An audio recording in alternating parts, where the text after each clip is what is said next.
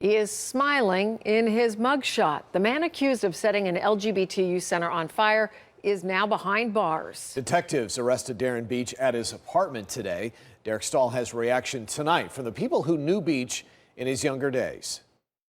Well, on the outside, the building is intact, but inside, 1 in 10 says just about everything was destroyed. Still, leaders in the LGBT community say they are not angry with the man accused of doing this.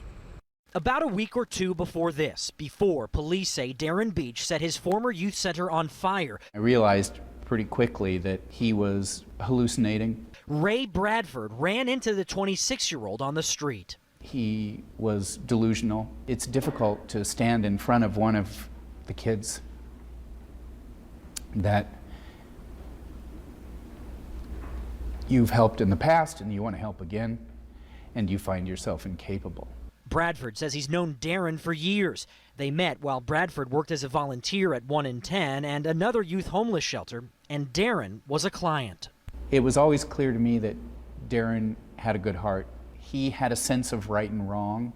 He wanted people to be right with each other. He says things really went wrong for Darren when he turned 25. He became too old to qualify for services.